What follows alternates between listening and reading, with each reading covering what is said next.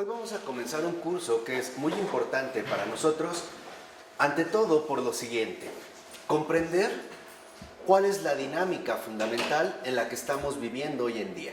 Ahora, a esta dinámica fundamental en la que estamos viviendo hoy en día es justo a lo que le podríamos llamar el sistema, ¿no? ¿En qué sistema se está desarrollando nuestra existencia? Y por lo tanto lo que vamos a ir descubriendo de manera gradual es el modus operandi de este sistema, o sea, la manera en la que actúa finalmente este sistema en el mundo contemporáneo y del cual nosotros de una o de otra manera formamos parte, como lo iremos viendo. Entonces es fundamental que hoy entendamos bien cuál es la dinámica que se está desarrollando en el mundo y que lo entendamos de una manera cabal, de una manera profunda y ante todo de una manera bastante acertada, para que nosotros podamos, digamos, incluirnos dentro de esta corriente fundamental que es la corriente de la verdad, porque lo que buscamos es recuperar nuevamente el camino por el cual se ha infiltrado en el mundo el espíritu de la verdad y por lo tanto la vida eterna. Nos vamos a basar en un autor llamado Václav Havel. Él fue checo. Si lo ven, nació el 5 de octubre de 1936 y falleció el 18 de diciembre del 2011. Entonces es relativamente bastante reciente, ¿no? Es muy contemporáneo a nosotros. Ahora, lo que nosotros vamos a estudiar a partir de Václav Havel es un texto que él tituló El poder de los sin poder. Y este texto es escrito en el año de 1978. Lo que me interesa nada más mencionar brevemente es que, bueno, Havel nace en Praga, en el seno de una familia burguesa en el año 1936 y por causas políticas, acuérdense que en el periodo de entreguerras la Unión Soviética va a empezar como a buscar el quedar, digámoslo así, como sometido o someter al bloque europeo del Este, ¿no? Entre los cuales se encontraba esta antigua república de Checoslovaquia. Entonces, por razones políticas, deja los estudios a los 15 años y se pone a trabajar como ayudante en un laboratorio. Ahora, tras cumplir el servicio militar, ejerció como tramoyista y director de escena en un pequeño teatro de Praga. Entonces, aquí, digamos, pronto, lo que empieza a hacer Václav Havel es escribir obras de teatro, ¿no? Básicamente él empezará como un dramaturgo y con los años, digamos, de apertura del comunismo checo, estrenará sus primeras obras, como La fiesta en el jardín y El memorial.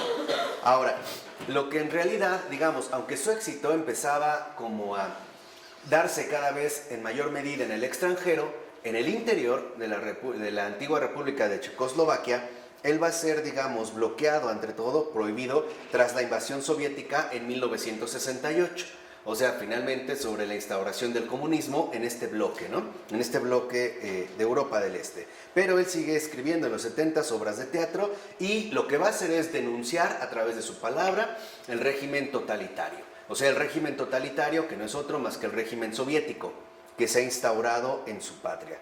Y a partir de aquí empieza una larga serie de entradas y salidas de la cárcel, precisamente de Václav Havel, porque se consideraba un enemigo del partido, ¿no? Un enemigo del sistema.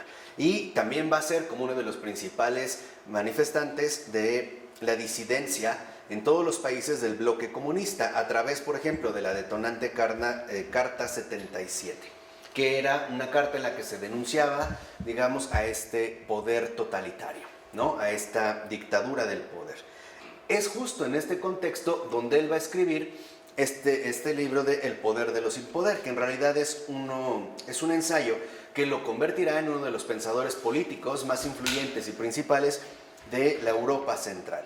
Ya después organizará con otros la disidencia a través de lo que llamaron Foro Cívico, que en último término condujo a la llamada Revolución de Terciopelo, en la cual se hace esta revolución social. Se le llama de terciopelo porque no hubo ningún signo claro de violencia y que culminará en último término con la caída o la renuncia del régimen comunista en 1989.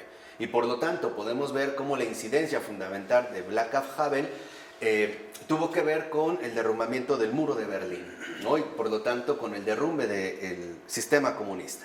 Después de esta caída en el 89, Havel, de manera inesperada, asume el poder de la presidencia de la nueva República Checoslovaca, ¿no? Checoslovaca. Entonces, él se siente bastante sorprendido porque jamás sus propósitos habían sido justamente los de llegar a un puesto político, ¿no? Porque su papel, digamos, asumido era completamente distinto. No obstante, por votación unánime, él va a asumir entonces esta presidencia de la República Checoslovaca.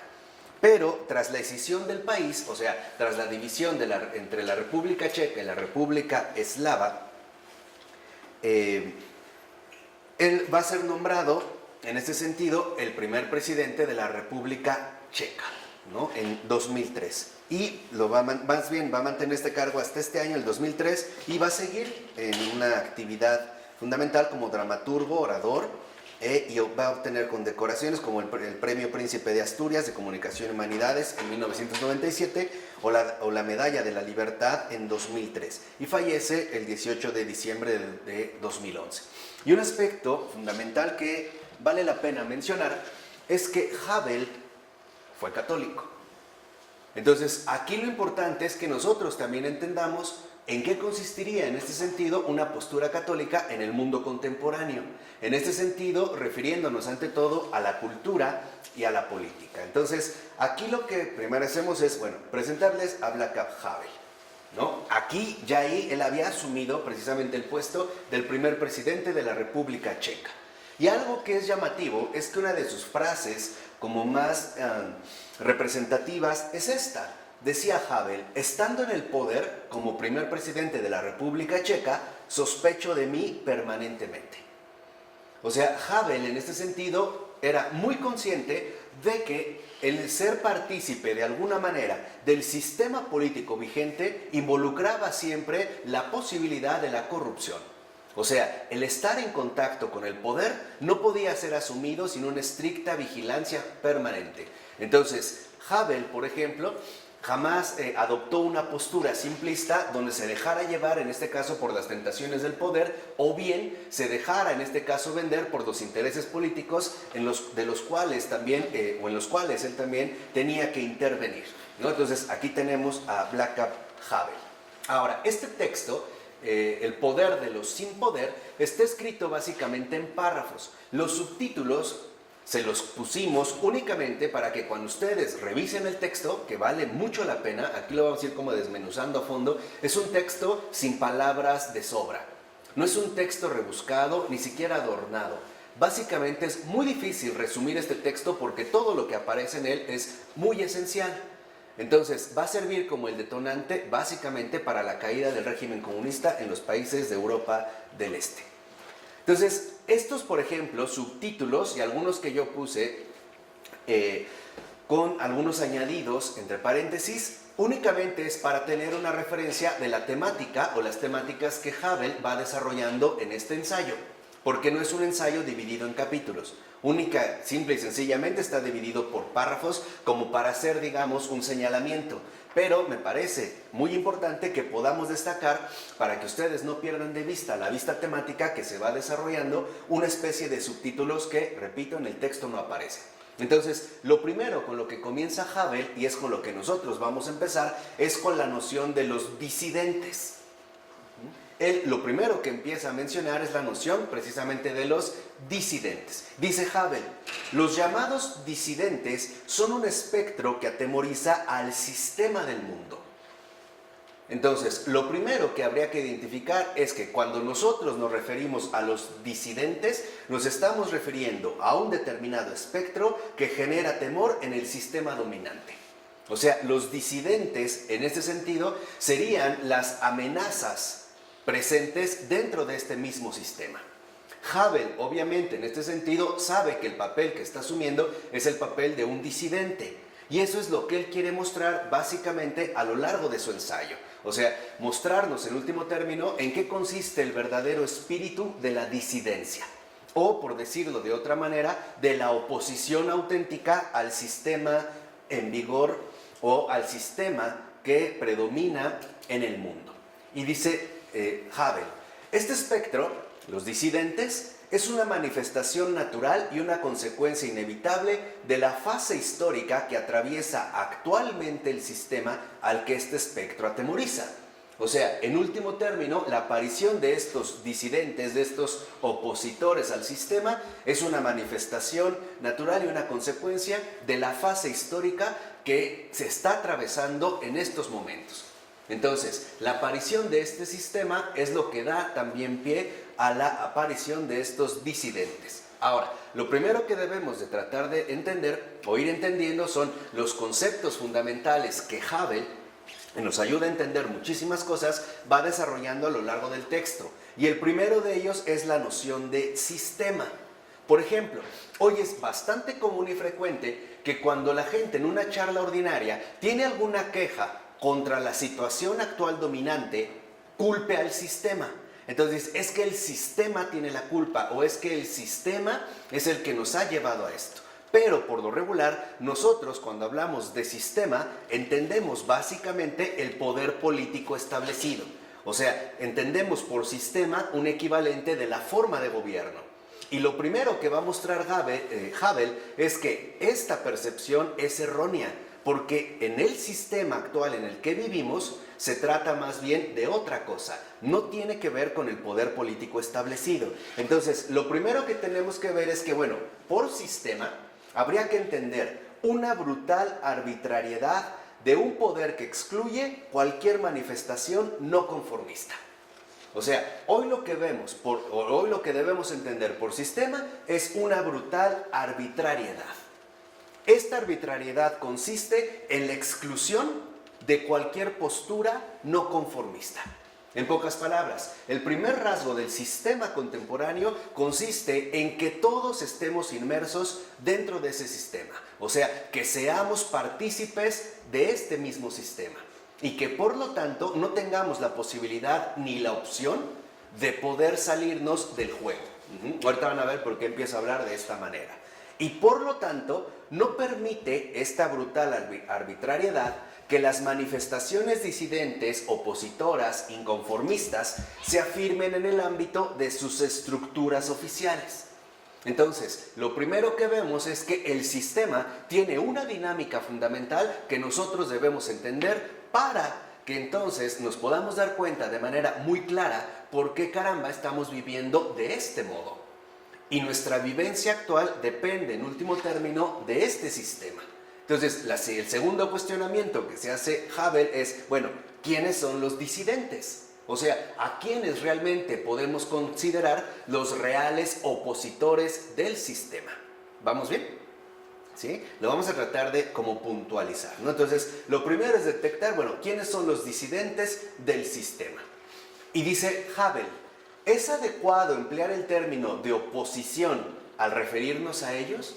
O sea, realmente al hablar de los disidentes, ¿tenemos que utilizar el término de oposición? Dice Havel, si es así, ¿en qué consiste realmente en el ámbito de este sistema, el sistema que domina hoy el mundo, semejante oposición? ¿Cómo actúa? ¿Qué papel representa en la sociedad? ¿Qué espera y qué puede esperar de ellos tal sociedad? Entonces, lo primero que vamos a tratar de indagar es la relación que se da entre el sistema y los disidentes. O sea, entre el sistema y las manifestaciones de oposición a este mismo sistema, ¿no? Vamos a decirlo así, los no conformes, con lo que va sucediendo. Y dice Havel, como hombres que están fuera de cualquier estructura del poder y en una situación de ciudadanos de segunda, en tanto marginales o relegados, tienen los disidentes las fuerzas y la posibilidad para influir de algún modo en la sociedad y en el sistema social. O sea, realmente este no conformarse con el sistema tiene un impacto real en la sociedad, o bien el sistema no permite que estas manifestaciones de oposición fructifiquen y se desarrollen. Aquí es donde se empieza a ver, digamos, la tensión fundamental que se va a describir. ¿Por qué? Porque dice Havel, ¿pueden realmente los disidentes hacer algún cambio real si no son propiamente residentes del sistema dominante? O sea, realmente los opositores al sistema pueden hacer un cambio real en la sociedad si es que estos opositores no forman parte de la estructura del poder dominante. Estas preguntas que él hace es, digamos, lo que él va a desarrollar para ofrecer una respuesta. La apuesta de Havel es que los disidentes sí pueden hacer un cambio real en la sociedad, pero no es un cambio como nosotros supondríamos. Y eso es, digamos, la gran novedad de Havel. Acuérdense, este textito de Havel, siendo un trabajador común, un obrero más, un escritor de teatro, es lo que realmente impactó en las conciencias del antiguo pueblo checo y dio pie, no mucho después, a llevar a cabo una verdadera revolución social, la llamada Revolución de Terciopelo. Entonces, no crean que estamos refiriéndonos a un texto cualquiera. Tampoco se trata de una persona cualquiera. Y el mensaje que contiene este texto es un mensaje fundamental que debe de ser presentado, entendido y transmitido a las personas de nuestro tiempo. Entonces, para responder estas preguntas, dice Havel, se requiere previamente una reflexión sobre el carácter del poder en la situación en las que estos sin poder actúan. Entonces, nuestra primera reflexión se va a concentrar básicamente en el carácter del poder que es asumido dentro del sistema actual, dentro de esta brutal arbitrariedad. Entonces, lo primero que vamos a tratar de entender es qué es este sistema, cómo funciona, en qué consiste y de qué manera el poder se vincula precisamente con la instauración de este sistema en particular. Y posteriormente iremos viendo de qué manera estos sin poder, acuérdense que si hablamos sin poder, estamos hablando sin presencia en las estructuras oficialmente establecidas, ¿no? Estamos hablando de un hombre común y corriente, que no tiene una injerencia directa ante todo en el ámbito político. Ver realmente cuál es la incidencia o la aportación que estos sin poder pueden ofrecer a nuestra realidad social. Por ello, lo primero que debemos concentrarnos es en la noción de un centro de gran potencia. Vuelvo a repetir, esto no aparece en el libro, pero son los temas que se van desarrollando, ¿no? Entonces, lo primero que debemos destacar es la noción de un centro de gran potencia. Para ello, lo que hace Havel es hacer un contraste esencial, porque este texto es esencial, les vuelvo a repetir, no hay líneas, ¿no?, superfluas, todo va a lo esencial, todo va finalmente al núcleo más profundo de las cuestiones que aborda, y él aprovecha la situación que se está viviendo en en el antiguo país de Checoslovaquia, tras la invasión soviética, para hacer una distinción entre la dictadura clásica y el nuevo poder. Entonces, lo primero que va a mencionar Havel es que la noción misma del poder se ha transformado. Y por lo tanto, Havel nos invita a no abordar nuestra realidad social siguiendo los patrones tradicionales con los que se solían entender. Por ejemplo, la noción de dictadura. Entonces, lo primero para captar esta situación, y que es lo que menciona Havel, es que nos demos cuenta ya que el poder actual no coincide con la noción de dictadura tradicional o clásica. ¿Cuál era la noción clásica o tradicional de dictadura? O sea, como una referencia de poder. Un grupo restringido de personas que en un país toma a la fuerza el poder sobre la mayoría de la sociedad.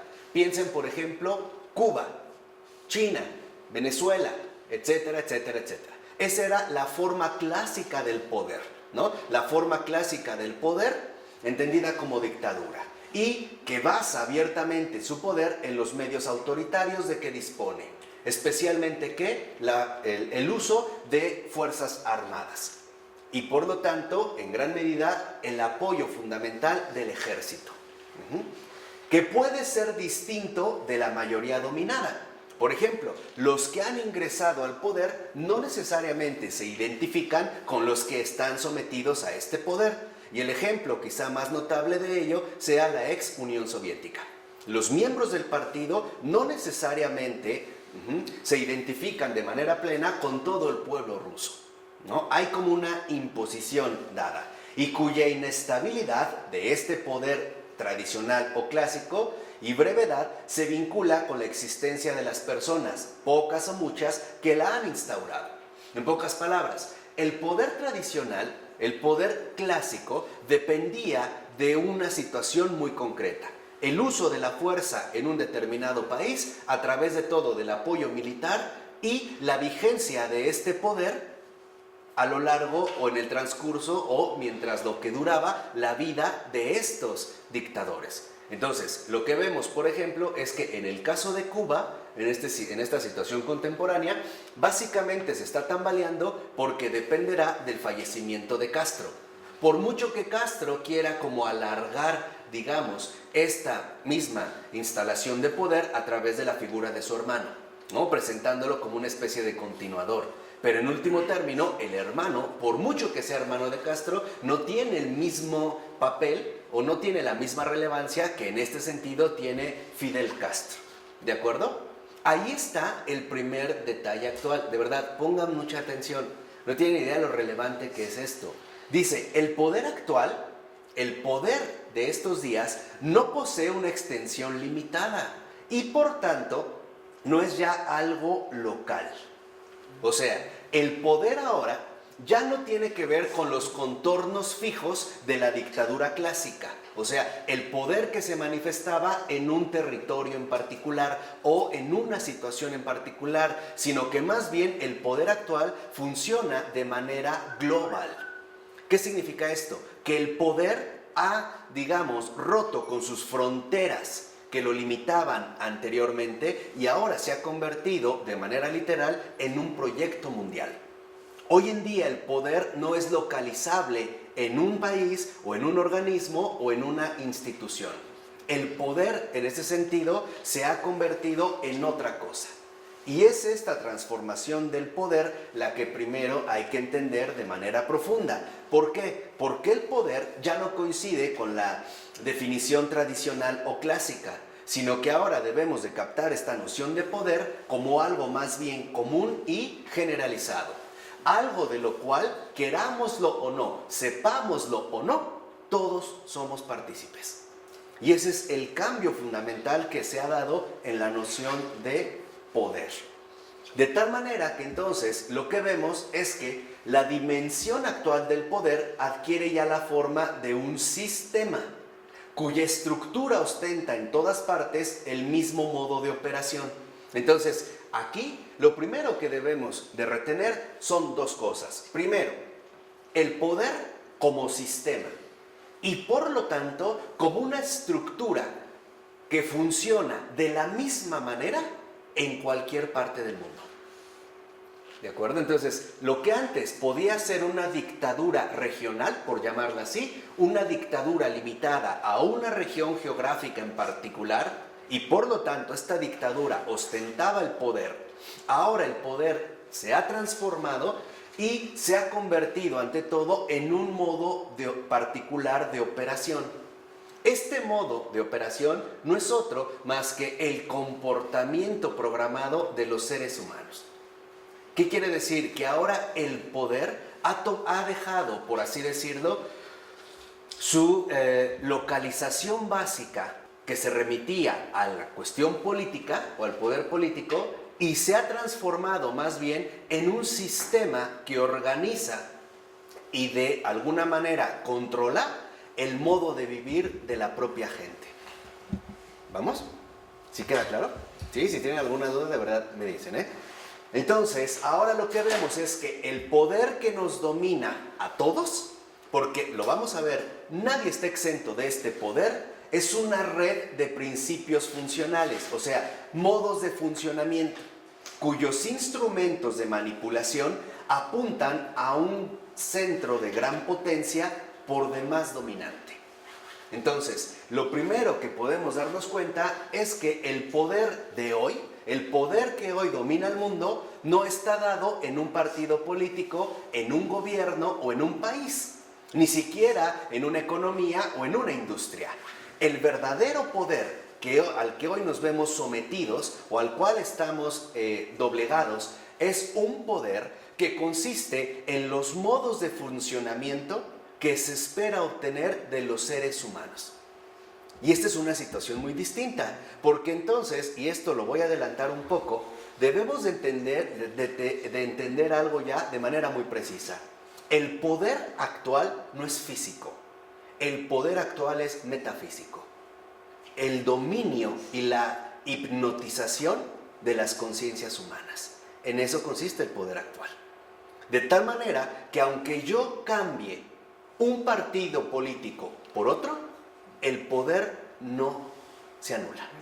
Porque los modos de funcionamiento siguen siendo el patrón operativo que se espera de todos y cada uno de los seres humanos.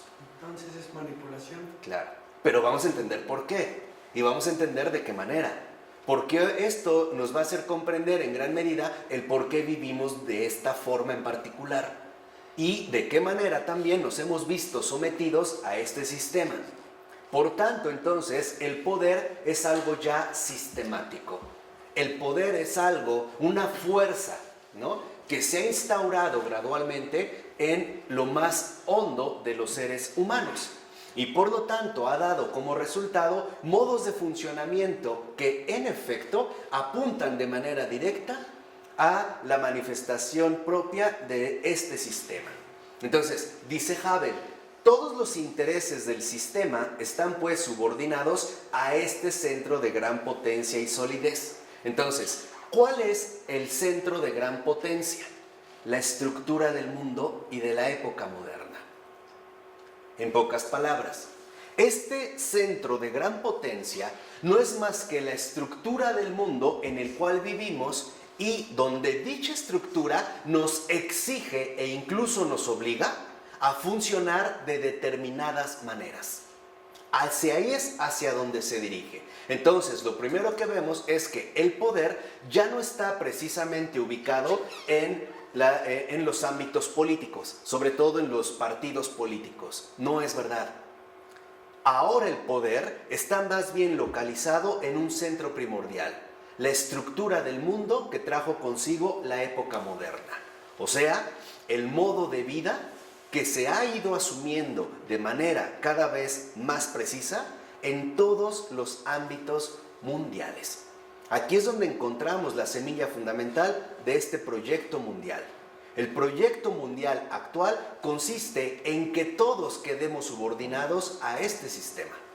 De tal manera que, nada más voy adelantando un poco, como lo veremos más adelante, ahora el sistema no es algo ajeno a nosotros. Nosotros somos ese sistema. Y este ha sido el gran cambio fundamental en la nueva estructuración del poder. ¿Queda claro? Perfecto. La estructura actual del mundo, el modus vivendi en el que estamos inmersos y de la época moderna, determinan nuestro actual comportamiento. En pocas palabras, hoy el poder no es otra cosa más que el modo mediante el cual nos obligan a adaptarnos y someternos a la estructura del mundo moderno. Y esta es la manera sistemática, organizada, en la cual funciona esta noción del poder. Aquí fue, digamos, un cambio fundamental que se dio y que Havel detectó y denunció. Entonces, dice, por ejemplo, Havel, nuestro sistema dispone de una ideología. Aquí está el primer centro fundamental. Havel va a dedicar varios párrafos a profundizar en la noción de ideología. Dice Havel, este sistema, nuestro sistema, en el cual funcionamos todos y cada uno de nosotros, dispone de una ideología mucho más concisa, lógicamente estructurada, generalmente comprensible y por su esencia muy elástica, que por su globalidad y su exclusivismo adquiere casi la importancia de una religión secularizada. Entonces, hoy para nosotros la ideología, debido a estas características que hemos mencionado, adquiere casi la forma de una religión secularizada. ¿Por qué? Porque tal parece que esta ideología ofrece al hombre una respuesta rápida a cualquier pregunta. Y no es posible aceptarla solo en parte.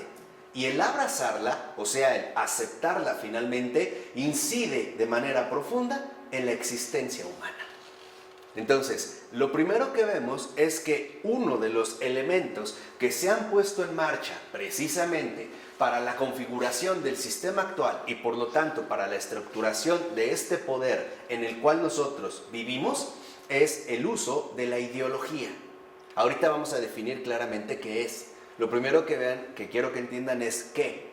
Entonces dice Havel, en la época de las crisis, de las certezas metafísicas y existenciales, en la época del desarraigamiento del hombre, de la alienación y de la pérdida del sentido del mundo, esta ideología ejerce necesariamente una particular sugestión hipnótica.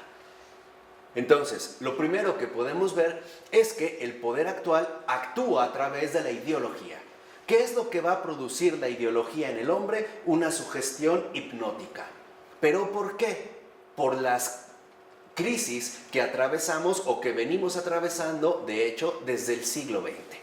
Entonces, al estar atravesando un periodo de crisis, la ideología encuentra el momento oportuno para poder arraigar en la conciencia humana. Tan es así que como carecemos de certezas metafísicas, existenciales, vivimos un desarraigamiento, una profunda alienación, una pérdida del sentido, entonces esta ideología va a ofrecer al hombre extraviado una casa accesible. ¿Por qué una casa? Porque ahí nos vamos a sentir cómodamente instalados. Nos va a hacer creer la ideología que el mundo es nuestro hogar y que de hecho a este mundo es justo al lugar al que realmente pertenecemos. Entonces la vida vuelve a tener sentido y de su horizonte desaparecen el misterio, los interrogantes fundamentales, la inquietud y por supuesto la soledad, ¿no? Aquí vamos viendo precisamente en este paso, digamos, que se dio. Ahora, no es algo que nosotros podamos ver así, como a la distancia, porque es algo que también en nosotros ha tenido un impacto profundo. Entonces, pero, dice Havel, por esta modesta casa, o sea, por este modo de vida que nos lleva a comulgar con la estructura del mundo y de la época moderna, el hombre en general paga un alto precio. La abdicación, o sea, o renuncia voluntaria de la dignidad, de su razón, de su conciencia, de su responsabilidad. Entonces, aparentemente, a través de la ideología, se nos ofrece una casa, un lugar en el cual nosotros podemos habitar de manera tranquila. Pero a cambio, lo que perdemos es nuestra propia dignidad racional. O lo que podemos decir, por vivir en esta casa, se nos invita a no pensar, a no tomar conciencia y a no ser responsables de nuestras propias acciones. En pocas palabras, se nos invita a ser títeres de este sistema y por lo tanto juguetes del poder dominante. ¿De acuerdo? En efecto, una parte integrante de la ideología asumida consiste en delegar la razón y la conciencia en manos de los superiores, o sea, los representantes del poder. Entonces, hoy, por ejemplo, suponemos que las decisiones importantes del país solo las pueden tomar aquellos a los que les incumben, los representantes del poder. Para eso, por ejemplo, tenemos la Cámara Legislativa o la Cámara de Senadores o todas las instituciones que se encarguen justamente de tomar estas decisiones. Ahora, lo que hacemos hoy en día, o una de las cosas que fomenta el sistema, es el delegar lo que de hecho nos toca. Entonces, no nos ponemos a pensar y dejamos que los demás tomen sus propias decisiones. Aunque después nos quieran venir a engañar poniendo los nuevos autobuses en el nuevo servicio de transporte público, que es del gobierno del Distrito Federal, decidiendo juntos. Mentira. Nosotros no decidimos. Ellos decidieron. No fue una decisión conjunta.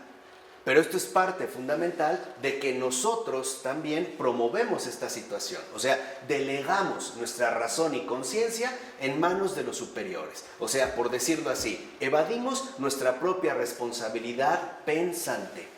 Por eso dice Havel, en esto consiste el principio de identificación del centro de poder con el centro de la verdad.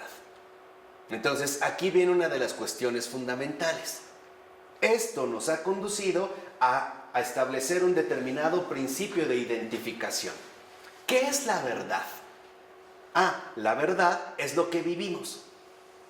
Y tal y como lo vivimos. Les voy a poner, ahorita las voy a avanzar para que vean hasta qué grado de profundidad lleva Hubble. Por ejemplo, hoy para nosotros es muy común sostener que el que no tranza no avanza, porque la vida es así. Si tú no le entras el juego, eres un pendejo. Y perdón que lo diga, pero es para que vean lo drástico que estamos asumiendo. Entonces, si tú entras a un puesto laboral en el cual se te invita a la corrupción, porque es parte del sistema en el cual participamos todos, y tú no le entras, es porque eres muy idiota. Y esto es parte de lo que se ha fomentado. Entonces, hoy nosotros identificamos este centro de poder, la estructura del mundo, con el centro de la verdad. Hacia ahí es donde nosotros hemos desplazado esta identificación. Entonces dice Hubble, esto afecta de manera directa al aspecto físico del poder. ¿Cuál es el aspecto físico del poder? Las instituciones que visiblemente nosotros podemos captar, las realidades materiales, ¿no? Entonces, ya que a través de este principio no son las estructuras visibles las que se ven implicadas, sino que se ponen en marcha unos mecanismos tan perfectos y elaborados de manipulación directa e indirecta de toda la sociedad, y en esto consiste el diseño central del sistema, que representan hoy en día una cualidad radicalmente nueva de la fase física del poder. En pocas palabras, antes se suponía que, por ejemplo, el poder radicaba en el ayuntamiento o en el palacio de gobierno. Ahí estaba el poder. Entonces, si tú querías acabar con el poder, ibas y destruías el palacio de gobierno. Ahora no, porque tú puedes ir y destruir el palacio de gobierno, el palacio nacional, la embajada, no sé qué. Podrías destruir los aspectos físicos del poder y no obstante el poder no se vería afectado, porque ha cambiado de dimensión. Por así decirlo, el poder ha cambiado del ámbito propiamente político al ámbito existencial del ser humano. De hecho, la gran sorpresa, y esto es para que vean la gravedad de esta situación, es que hoy en día el sistema somos nosotros. Esta fue el gran diseño manipulador del sistema en el que vivimos. Ahora el sistema somos nosotros mismos. No es un aspecto físico, aislado, particular, regional del ámbito del poder. Nosotros mantenemos este mismo sistema. Nosotros somos el sistema. ¿Por qué? Por el modo de funcionamiento que adoptamos. ¿Vamos? Antiguamente el poder era local, dependía de un grupo, ¿no? Pero este grupo se podía ver expuesto al derrocamiento. Por ejemplo, una sublevación. De tal manera que entonces la nueva estructuración del poder nos lleva a que seamos nosotros los que mantengamos el sistema. ¿Cómo se va a seguir manteniendo el sistema? A través de nuestro modo de operación, o sea, de nuestro modo vivendi en particular. Era el caso que les decía. Si tú optas por seguir en la corrupción, en la mentira, en el engaño, en el fraude, etc., tú eres el que sostiene el sistema. Ya no necesitas ir a derrocar un gobierno. Tú eres este sistema. Y esta es la dimensión totalmente inesperada que se dio con el poder o con la nueva estructuración del poder. Entonces, hoy en día, cuando en realidad nos quejamos del sistema, lo que estamos haciendo es no darnos cuenta que el sistema somos nosotros mismos, porque nosotros hemos adoptado, querámoslo o no, este funcionamiento. Entonces, dice Hubble, la eficacia de esta novedad, de este diseño, consiste precisamente en manipular la existencia de todos los ciudadanos, no algunos, todos los ciudadanos, con todas sus correspondientes consecuencias, tanto sociales como personales y espirituales. Entonces, la gran eficacia de esta novedad, de este diseño de manipulación, consiste en que en efecto dicha manipulación ahora se dirige no solo a los miembros del poder político, sino que se dirige a todos y cada uno de los ciudadanos que conforman la sociedad. Programados. Exactamente. Y esto lo venimos viviendo de manera tajante por lo menos de 50 años a la fecha, o un poco más. Hubble es el primero que logró dar una especie de radiografía extremadamente detallada de este cambio en el poder. Entonces, lo que precisamente Hubble denuncia es algo muy sencillo, pero que nadie había visto. Lo que Hubble dice es lo siguiente: seguimos estúpidamente confundidos tratando de aniquilar un poder que en realidad no está ahí.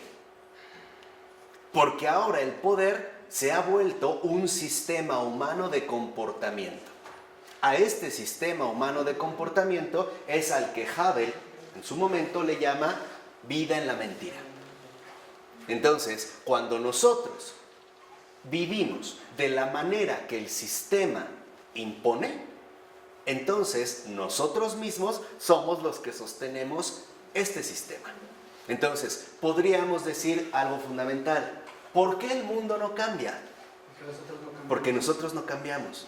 Y es porque en nosotros somos víctimas, pero también sostén de este mismo sistema. Es algo mucho más sutil de lo que se puede pensar. Los ciudadanos, con todas sus correspondientes consecuencias sociales, personales, espirituales, morales, lo que quieran. O sea, lo que quiero que entiendan es que el poder dejó de ser físico y se convirtió en algo metafísico, en una fuerza de manipulación del ser humano. Ese es el poder actual. Este es el poder actual.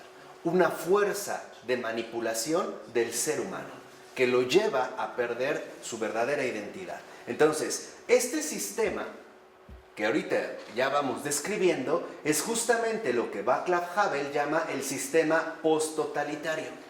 Entonces, no vivimos ya en los antiguos totalitarismos regionales, locales, físicamente visibles. Por ejemplo, la ex Unión Soviética o algunas otras dictaduras clásicas. Hoy en día, y esto es lo que Havel precisamente va a mencionar, es que vivimos en un sistema post-totalitario. Ahora, dice Black Havel. ¿Qué dice? Dice Black Havel: con este post no se intenta decir que se trata de un sistema que ha dejado de ser totalitario. No, todo lo contrario. Havel quiere decir con ello que este sistema es totalitario de modo sustancialmente distinto de las dictaduras clásicas, locales, a las que normalmente va unida en nuestra sociedad, en nuestra conciencia, el concepto de totalitario. Entonces, si uno lee un texto de una intelectual del siglo XX, filósofa como Hannah Arendt, y lee su texto Los orígenes del totalitarismo, veremos que lo que describe Hannah Arendt en este sentido es precisamente el modo clásico. Pero Havel da un paso más allá y se da cuenta de que este sistema no es ya el que está vigente. Hoy más bien estamos viviendo un sistema distinto, un sistema que Havel le llama post-totalitario. Pero no es porque haya dejado de ser totalitario, es porque simple y sencillamente ahora es totalitario de un modo diferente, pero sigue siendo igualmente denigrante, igualmente manipulador, igualmente abusivo. Pero tiene características distintas. Entonces, a partir de aquí, Havel, cuando ya nos da esta introducción, ahora sí, va a empezar a hablar de la estructuración del poder en el sistema post-totalitario. Entonces, ¿quedó clarísimo lo que es el sistema post-totalitario? ¿Clarísimo? Porque después ya vamos a ir a empezar a utilizar los conceptos, ¿no? 1. La ideología. El primer elemento de la estructuración del sistema post-totalitario, o sea, del mundo contemporáneo en el cual vivimos, es la ideología. Lo primero que menciona Havel es que la ideología tiene una función. Y entonces, la función originaria de la ideología, fíjate, es la de dar al hombre, en cuanto víctima y sostén del sistema post-totalitario, la ilusión de estar en consonancia con el orden humano y el del universo. O sea, el supuesto orden de todas las cosas tal y como son y deberían ser. Esa es la función originaria de la ideología. Darnos una ilusión de que estamos perfectamente en consonancia con el orden de las cosas, del mundo, del hombre, del universo, de toda la existencia. Esta es la función originaria de la ideología. O sea, como lo decimos a veces en términos mucho más simples, una verdadera lavada de cerebro. Se llama pecado. No, por supuesto que no. No, ni siquiera se va a emplear eso. O sea, que estamos finalmente, ¿no? A través de la ideología, nos da la ilusión de que estamos perfectamente bien en el mundo en el que vivimos. Y que además, por supuesto, tenemos la razón, ¿no? Entonces, de esta manera, dice Havel, la función originaria de la ideología es la de servir de coartada. Esa es su coartada. Ese es su propósito fundamental, ¿no? Este es su plan originario. Servir de coartada para que nosotros caigamos en el ilusionismo. Para que caigamos finalmente en la red de hipocresías y mentiras que el sistema va a ir estableciendo poco a poco. Por eso dice Havel, cuando los mecanismos del poder son más complejos y mayores y más estratificadas sus sociedades, imagínense hoy en el mundo globalizado. Piensa en esto, piénsalo a la luz de estos tiempos. Estamos dando una respuesta a estos tiempos sombríos, ¿no? Mientras más global es, más estratificadas sus sociedades, debido precisamente a su ausencia clara de localización, fíjate, más externa se hace la unión de los individuos entre sí y por ende se hace más grande la importancia de una coartada ideológica que sirva como puente entre el poder y el hombre. Ahí está la gran astucia del poder. ¿Cómo nos vamos a vincular con el poder? A través de este puente ideológico que nos permita estar, por así decirlo, en la misma sintonía. Y por lo tanto, preparar el modo de funcionamiento para todos y cada uno de los seres humanos. Entonces, es la ideología la coartada fundamental con la cual el poder se reúne con los hombres, pero lo va a hacer de manera externa. ¿A través de qué? A través de esta ilusión ideológica en la cual aparentemente nosotros estamos en consonancia con el mundo tal y como es. ¿Ejemplos?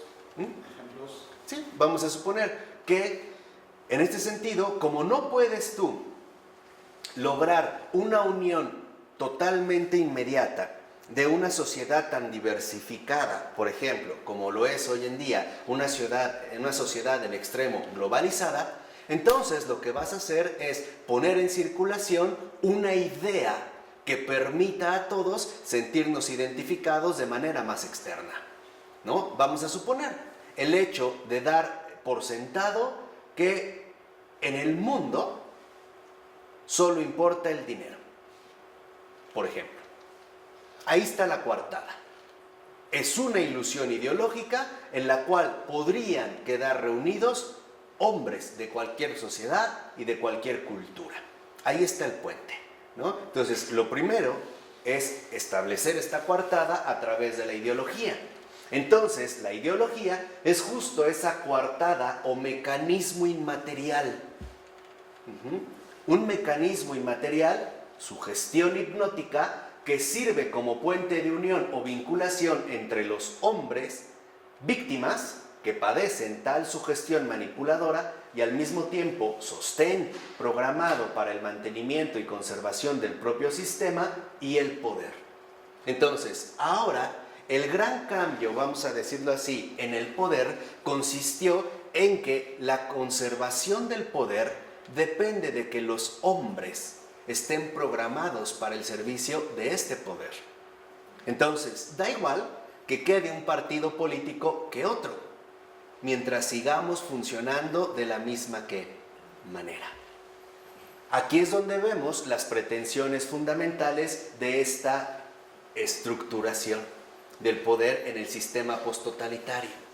De tal manera que tú puedes derribar un régimen político, pero no obstante la gente va a seguir funcionando de la misma manera, o sea, de la misma manera falsa y corrompida. ¿Ok? Entonces, Por eso es tan importante el papel de la ideología como mecanismo inmaterial en el sistema posttotalitario. El complicado mecanismo de factores, condiciones e instrumentos de transmisión directa o de manipulación indirecta que no deja nada al azar y que garantiza sólidamente la integridad del poder es realmente impensable sin ella. O sea, ¿cómo se puede ahora conservar el poder? Si antes, en la noción clásica o tradicional, el poder era extremadamente vulnerable. Uno, dependía de la vivencia de los dictadores, ¿no? De lo que duraran vivos los dictadores. Dos, siempre se podía haber amenazado por una posible revuelta, ¿no? Por una revolución. Ahora, la estrategia para la conservación del poder es muchísimo más sutil. Es un mecanismo inmaterial. ¿Cómo vamos a lograr que el poder se conserve? Muy fácil, que sean los hombres los depositarios de este poder. En pocas palabras, mientras los hombres vivan bajo el efecto hipnótico de la ideología, el poder está asegurado. Mientras los hombres vivan según las reglas del juego que impone el sistema, el poder no corre ningún riesgo.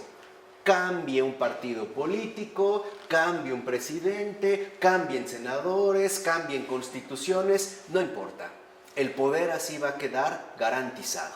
Por eso es que nosotros, como miembros de esta sociedad post-totalitaria, somos tanto víctimas que padecemos esta sugestión, pero también sostén, o sea, cómplices. En pocas palabras, ¿qué es lo que busca la ideología? La complicidad con el poder.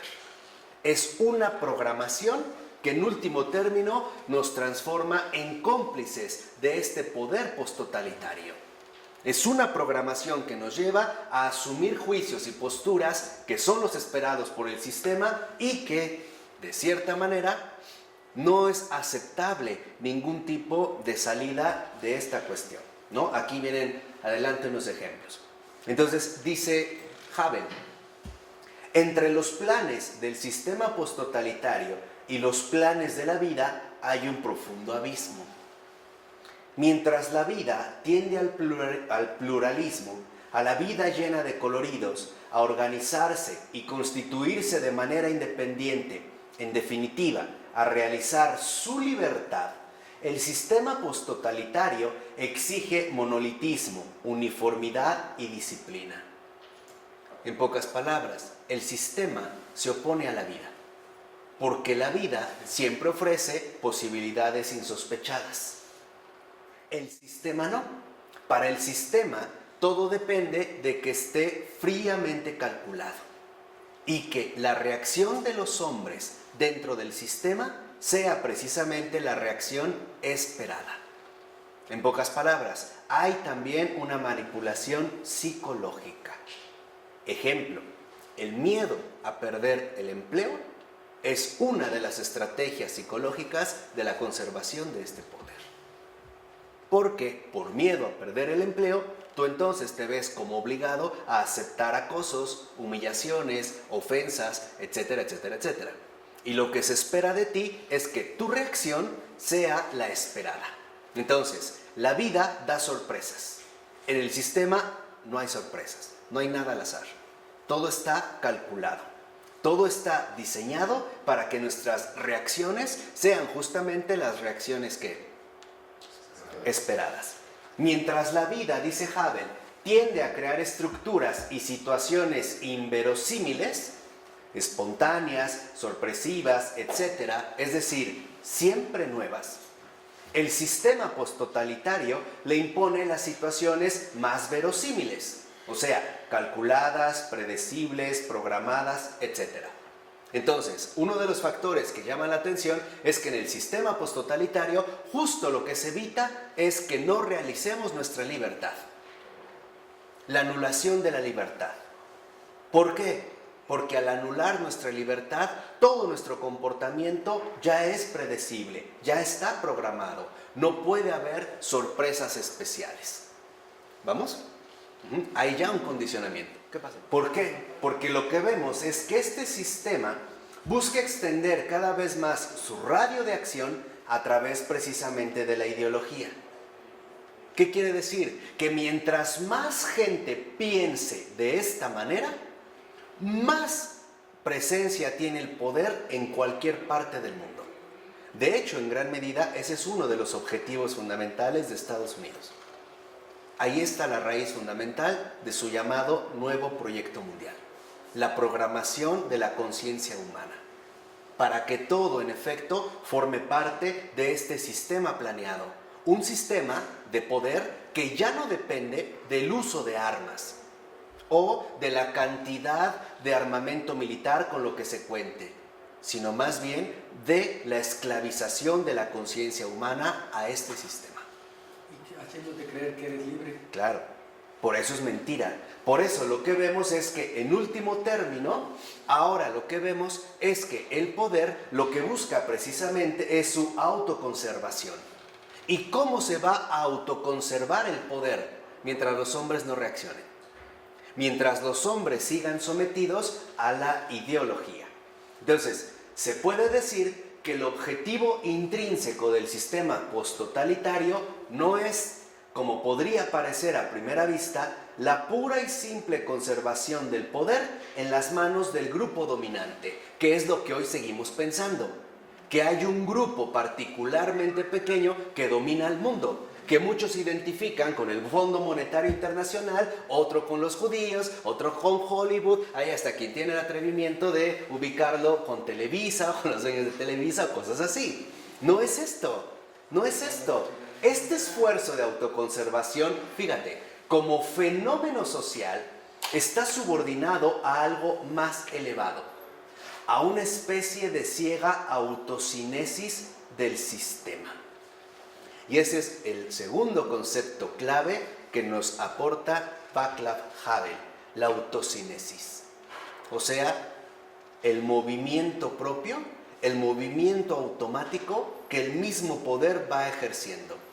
De tal manera que entonces nosotros ya no nos vemos obligados, como en las dictaduras clásicas, a obedecer a un tirano. Nosotros ya asumimos el modo de comportamiento que el poder establece. Y lo peor, lo asumimos sin reclamar absolutamente nada. En pocas palabras, nos volvemos cómplices del sistema dominante. Esto es la autocinesis. El propio movimiento en el cual la gente colabora para la conservación de este mismo poder. Poder que, aquí sí, dicho sea de paso, transmite de manera bastante aceptable y de manera bastante eficaz los medios masivos de comunicación. Entonces, la ideología, como coartada puente entre el sistema y el hombre, es decir, en tanto esfuerzo de autoconservación como fenómeno social, llena el abismo entre los planes del sistema y los planes de la vida. Para Havel queda claro que la vida se opone al sistema. Y por lo tanto, la verdad se opone al poder. Si ustedes lo ven, Václav Havel, con esto poco que hemos mencionado, no es más que un verdadero católico que asume su misión como político. Y los principios que está utilizando no son más que los principios más ortodoxos del catolicismo. La oposición fundamental que se da entre la verdad y la vida. Y lo empieza a desarrollar de manera extraordinaria.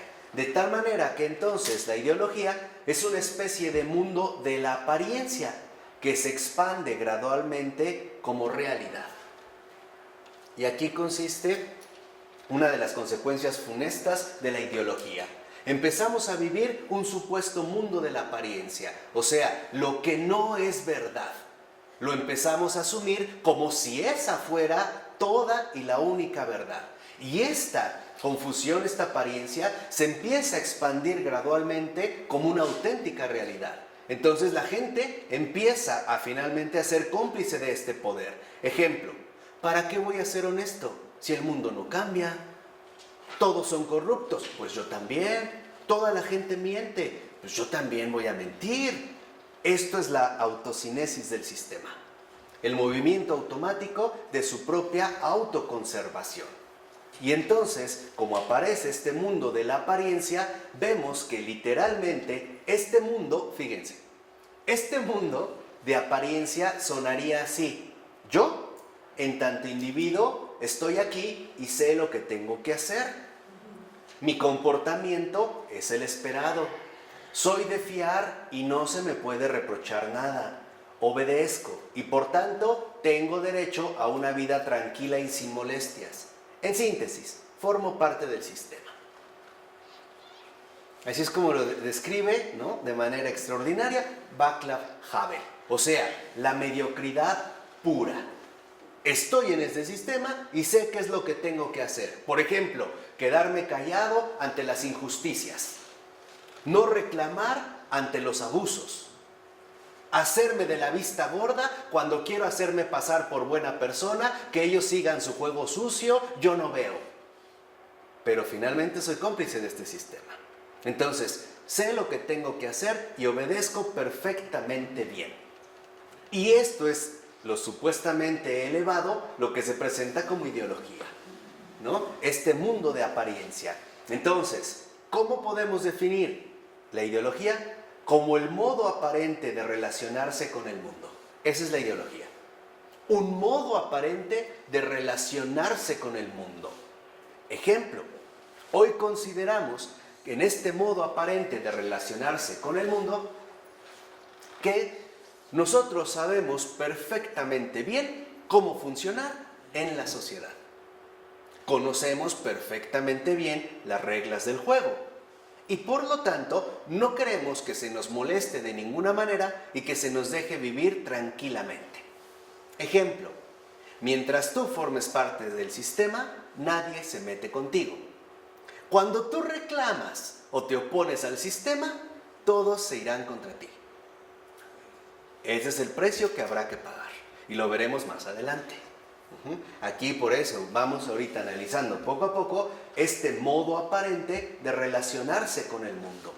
Por ejemplo, hay personas que están seriamente convencidas de que el único modo de relacionarse con el mundo es con el modo de funcionamiento que de hecho se da en el mundo.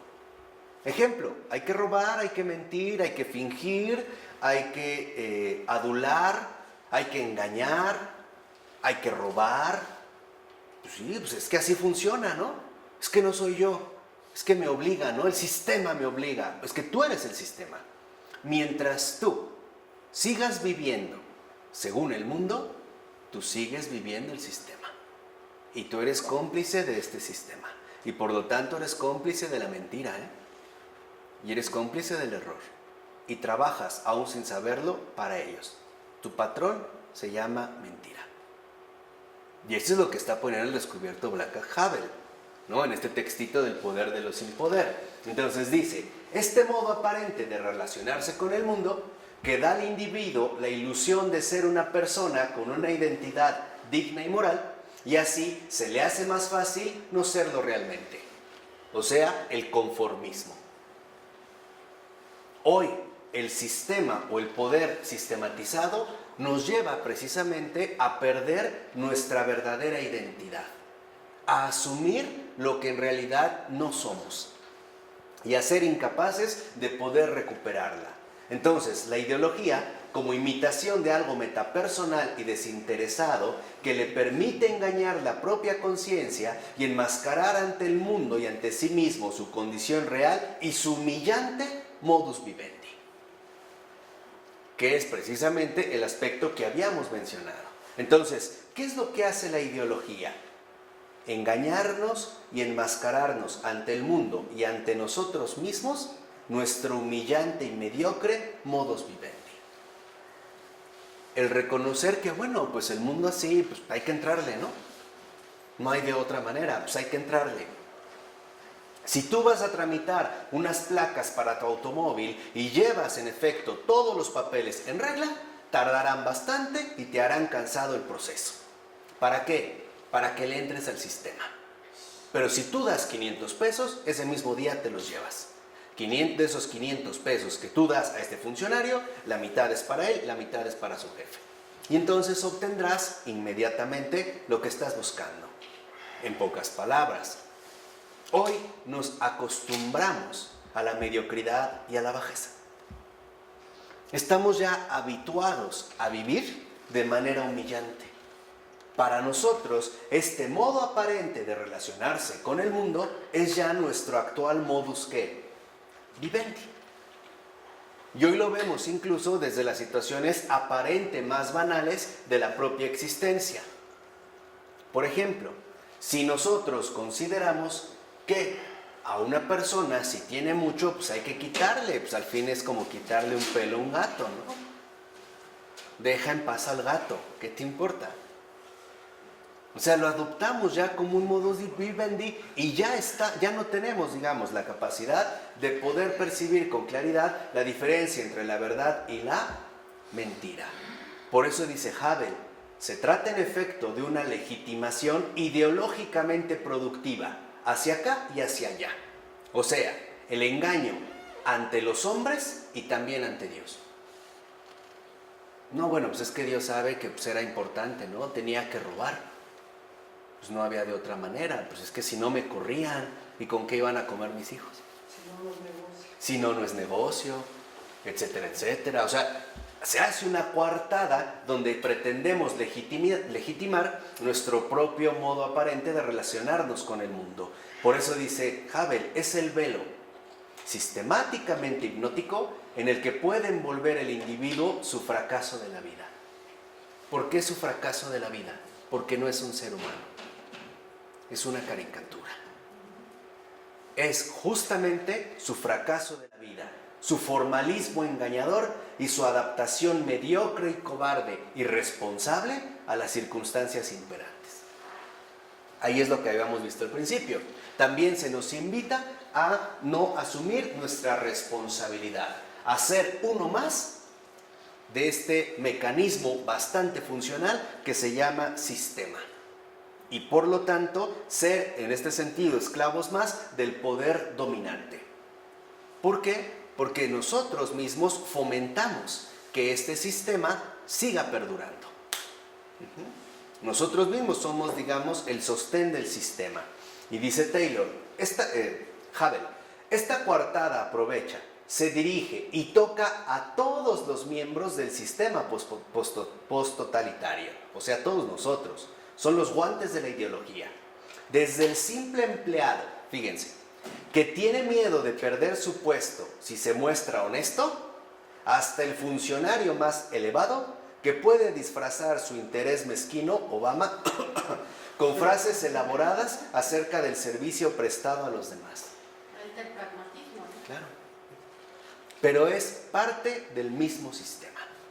En pocas palabras, el simple empleado que tiene miedo de perder su puesto si se muestra honesto es producto del sistema. Esto es lo que se espera de él. Miedo.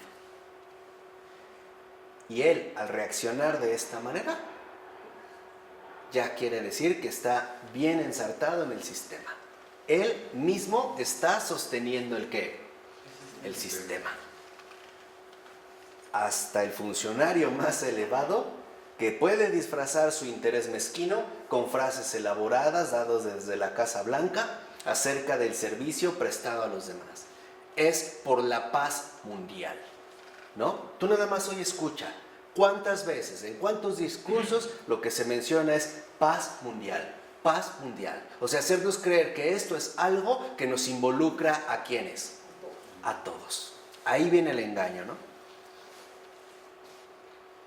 De ahí que en los individuos la vida esté atravesada por una red sistemática de hipocresías y mentiras. Ese es el corazón del poder actual. Ese es el corazón de la estructura actual del mundo. Una red sistemática de hipocresías y mentiras. En pocas palabras, ¿por qué este poder tiene tanta vigencia y tanta presencia? Porque nosotros mismos confeccionamos y nos unimos a esta red, tanto de hipocresías como de ¿qué? Mentiras. Por ejemplo, la humillación del hombre de hoy en día se contrabandea como su definitiva liberación. el enriquecimiento ilícito, por ejemplo. Que tú te enriquezcas ilícitamente te denigra como ser humano, porque te lleva a perder tu dignidad. Pero nos la presentan de manera falseada como nuestra auténtica liberación. Esta es tu oportunidad. Es tu oportunidad de tener éxito, ¿no? De obtener lo que siempre has querido. Al aislamiento de las informaciones se le llama divulgación. Y hoy lo que vemos es un aislamiento de las informaciones. Hoy no nos informan de todo, nos informan de lo que quieren, y peor aún, como quieren, dándole el énfasis que quieran dar. Tan es así que hoy se utiliza la información como un medio de distracción eficaz en la gente. Ejemplo, si está aconteciendo una cuestión política importante, muchas veces se fabrican eventos extraños para que la gente pierda de vista el aspecto central, ¿no? Así de sencillo. Por ejemplo, meter miedo con respecto a la propagación inevitable del ébola. Y en los noticieros dijeron, ya haciendo las encuestas y los estudios, para finales del 2014 habrá 10,000 casos de ébola por semana. Sí, ¿qué se estaba cuajando antes? Dice Taylor, es que lo estaba leyendo juntos, pero bueno, dice Havel, a la manipulación autoritaria se le llama control público del poder. Vean cómo se disfraza, ¿no? Otra vez, para que formemos parte de este centro de gran potencia, según la estructura del mundo. A la arbitrariedad, la autoridad, aplicación del ordenamiento jurídico. A la asfixia de la cultura se la llama desarrollo. A la práctica cada vez más difundida de la política imperialista se la difunde como la forma más alta de la libertad. A la farsa electoral como la forma más elevada de democracia. Que esta es una situación que, por ejemplo, al menos en México, tiene un enorme impacto, pero enorme impacto.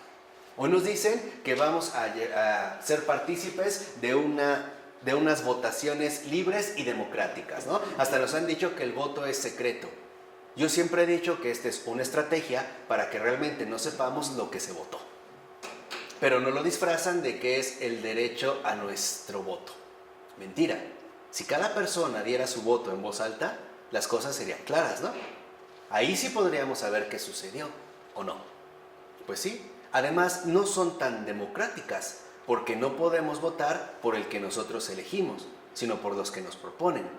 Y tampoco son democráticas porque no es la mayoría la que elige, sino una ridícula minoría.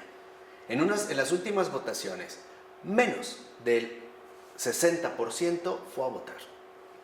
De ese 60, divídelo entre el que ganó. Entonces, hoy nos gobierna lo que eligió un 20%.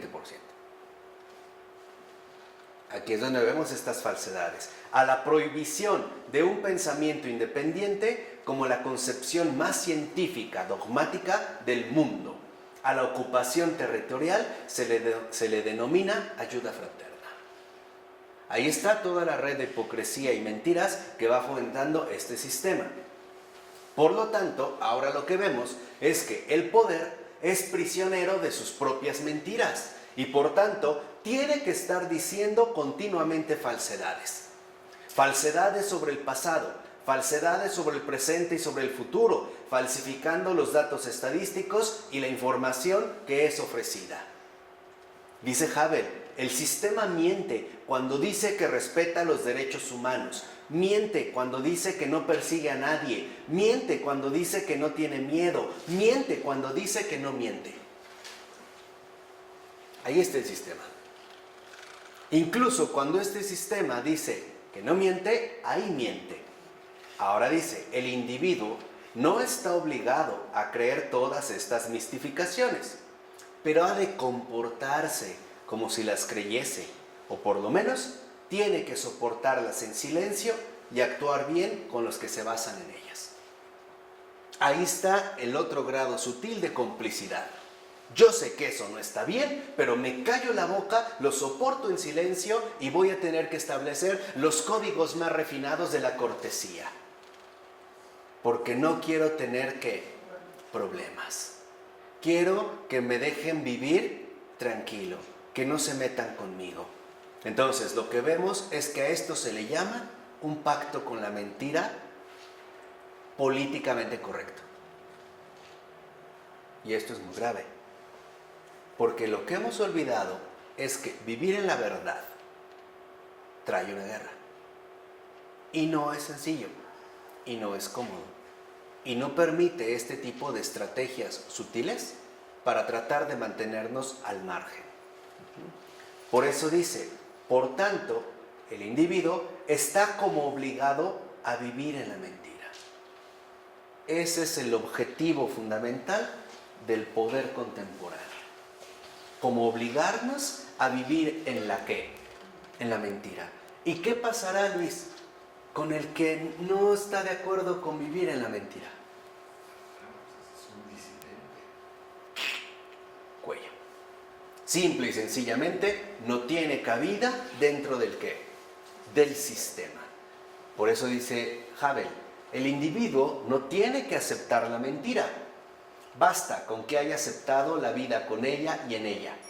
Ya con esto ratifica el sistema, lo consolida, lo hace, lo es. Y esto es lo peor de todo. Entonces, podemos no aceptar la mentira, pero el simple hecho de vivir con ella es lo que hace al sistema.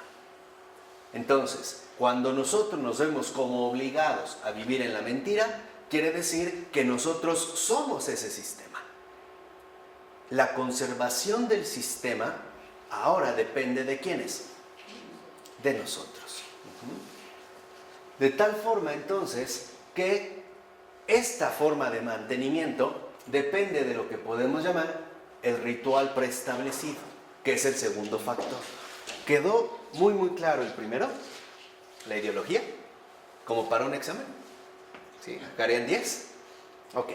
Ahora, para que vean de qué manera depende del ritual preestablecido, que me parece que es uno de los puntos mucho más luminosos de este ensayo de Havel. La ideología, pero más dice, esta encarnación del sistema, o sea, el ser cómplices de la vida en la mentira, o sea, su ratificación, quizá ingenua, pero no por ello menos culpable, tal vez ingenua, pero no por ello menos culpable, es lo que conlleva la aceptación del ritual preestablecido. Al haber aceptado la apariencia como realidad y haber entrado a formar parte de las reglas del juego. En otras palabras, cuando nosotros nos convertimos en cómplices de este sistema, entonces nosotros aceptamos las reglas del ¿qué? Del juego. Y las reglas del juego básicamente son dos. O le entras o te callas. Pero las dos fomentan el sistema. Porque no decir nada es dejar que el sistema ¿qué? Siga. Y entrarle, bueno, pues todavía fortalecerlo más. Al hacer esto, fíjense, el individuo ha entrado él mismo en el juego del sistema. Se ha hecho ya un jugador, un partícipe, y ha permitido al juego avanzar, continuar, permitiendo que el juego establecido continúe su marcha y avance. Es así como el hombre se vuelve una parte integrante del sistema. ¿Por qué? Porque el sistema busca la integración de todos los participantes involucrados, o sea, caer presos en la red, todos. Dicho de otra manera, justo lo que busca el sistema es que todos entremos a formar parte de las reglas del juego y por lo tanto seamos miembros y de preferencia honoríficos de este sistema. Mientras más astutos en el sistema, mejor. Les voy a poner nada más un ejemplo que menciona Havel en el texto y que aquí no menciono. Él dice que él trabajaba en una fábrica de cervezas.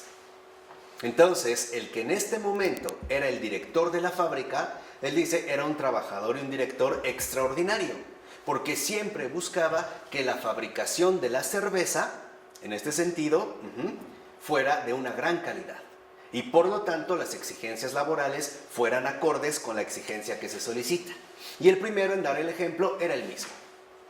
Pero al haber cambios en la estructura burocrática del poder, pusieron a otra persona como director de esta empresa, de esta fábrica.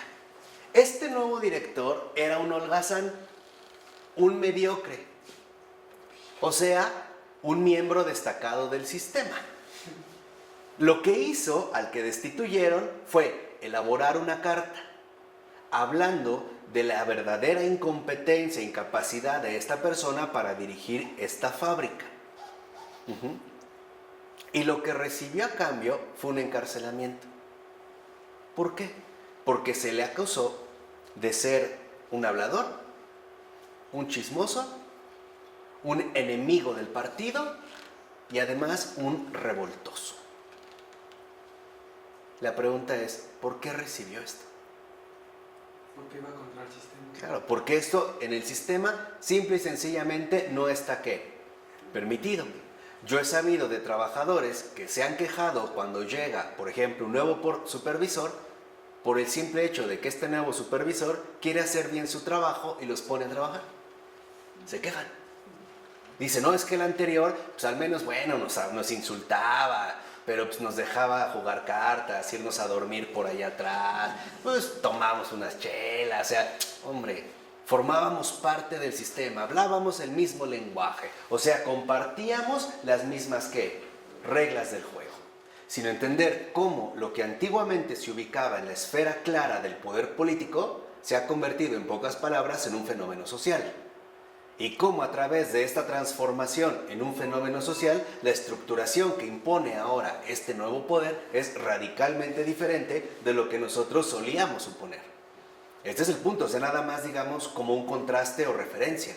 Pero aquí lo que se ve es que en esta nueva estructuración, lo que está de por medio es la propia existencia humana. Eso es lo que está en el centro, con todo lo que esto conlleve. Por ejemplo, en tanto manifestaciones artísticas o culturales, o también el uso de las nuevas tecnologías, etcétera, etcétera, etcétera, también forman parte, por ejemplo, de este mismo sistema. O sea, lo que hay que entender aquí es que el poder hoy en día es un fenómeno social, en todo el ámbito amplio. ¿Qué tiene que ver? O más bien, ¿qué quiere decir esto? Que hoy el poder es un fenómeno social que induce a que cada individuo se vuelva cómplice y aliado del sistema dominante. O sea, arrancar al hombre de la verdad e insertarlo en la mentira. Y hacerlo creer que esto es lo único aceptable. Esto es entender erróneamente que el sistema está dado en un grupo político particular. Vamos, que el sistema es una forma de gobierno. Aquí ya no. Aquí el sistema es el modo erróneo en que los hombres viven su vida. Eso es el sistema. O sea, es un sistema que está basado de manera programática en que el hombre asuma su vida en la mentira. O sea, en toda esta elaboración que lo único a lo que conlleva es a asumir un determinado comportamiento ya previsible. Es una manipulación. Y esto es lo fundamental, o sea, lo que nos está diciendo en este sentido Havel es que el poder ya no coincide con una forma de gobierno, sino que ahora el poder coincide con la alteración fundamental de la propia vida humana. De tal manera que lo que les decía, el sistema no es la forma de gobierno, el sistema es la sociedad misma. Y por lo tanto, su modo de funcionamiento. Un ejemplo muy sencillo. Si tú estás convencida, por ejemplo, de que la corrupción es inevitable, tú eres parte del sistema. Y por lo tanto, tú ya estás entrenada para defender esta ideología. De tal forma que ahora el poder no tiene por qué defenderse de atacantes. Ahora lo que busca es ganarse aliados. ¿Cómo lo va a hacer? Primero, a través de una manipulación psicológica, tratándonos de convencer de que las cosas son así. ¿Por qué? Porque así se hacen o porque así se han hecho. Y llevándonos en último término a la convicción de que no hay otra posibilidad para vivir aquí. Yo conozco mucha gente que me ha dicho, las cosas son así son. Te guste o no te guste, así son.